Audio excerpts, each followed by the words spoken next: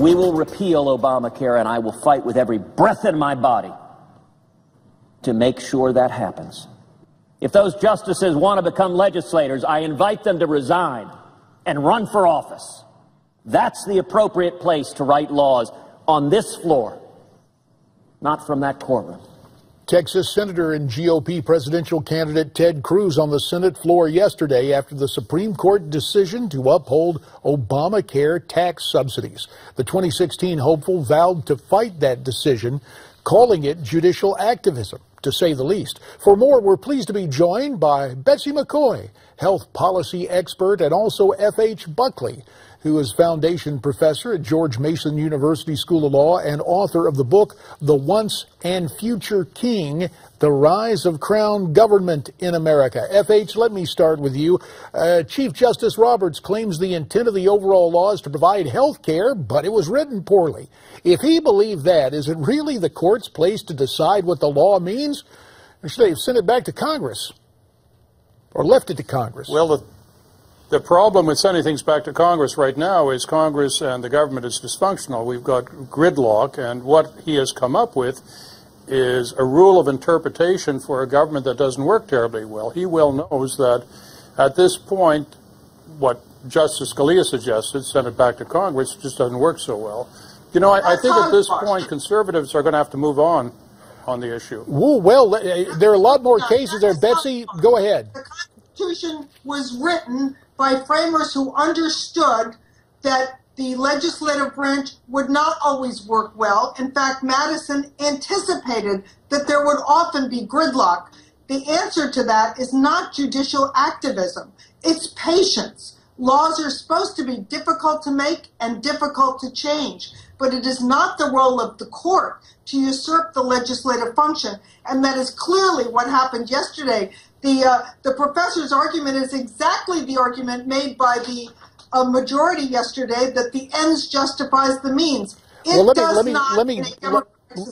Let's focus on part of that dysfunction, since Mr. Obama's been rewriting Obamacare by presidential fiat. That employer mandate supposed to go into effect last January, but delayed for midterm elections. FH, the president does not have the legal authority to change congressional laws without congressional approval. Doesn't the dysfunction rest at 1600 Pennsylvania Avenue? Well, it should, but let me remind you of something a hero of mine said a long time ago. Barry Goldwater at one point said, after he lost a fight in the platform committee, he said, "Grow up, conservatives." Well, now, the platform committee of the Republic. Let's go on and get the fight moving. FH, there's a huge difference between a platform fight for the 1960 Republican Convention and this landmark ruling with health care. Is there not? I understand living to fight another day, but do you really give the same weight to the 1960 Republican platform that you're giving to this court decision, FH? That wasn't my argument. My argument is the deal is done, the decision is down. There are a lot of countries that are freer than America and which have some form of national health care. So let's concentrate on the things which can be fixed. We have a problem with corruption. We have a problem with immigration. We have a problem with the rule of law. And these are things conservatives should be looking at now. So move along is the answer. Betsy, your take. It is not the answer, because, in fact, the need for national health care, whether you believe that or not, is irrelevant to yesterday's decision. The administration lied to the court yesterday. The lawyers for the administration lied and said that the lawmakers never intended to distinguish between state and federal, the state exchanges and a federal exchange. That was a lie. Even Jonathan Gruber, that loudmouth from MIT, who had a major role in writing this law, was on tape just 20 days after the law was passed explaining that subsidies would not be available in the states that failed to set up exchanges. But the lawyers for the president and the IRS lied to the Supreme Court and denied that that was the case. Final comments to FH, 30 seconds. Is there not a dangerous precedent being set with the way this case was decided, FH? There are dangerous precedents all the time. There was another one this morning with respect to gay marriage, but the case we're talking about was a predictable loser.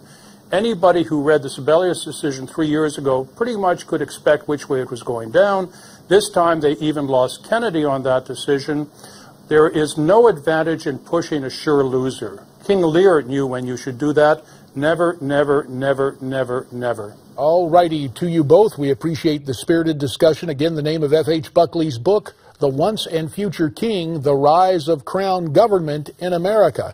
And as we complicate that, wouldn't you like to take a vacation? Newsmax wants to send one lucky couple on a 7-day Silver Sea cruise to the Caribbean this winter. The luxury cruise aboard the Silver Wind is the trip of a lifetime. To win it, you need to enter our sweepstakes. Visit newsmax.com/sweepstakes.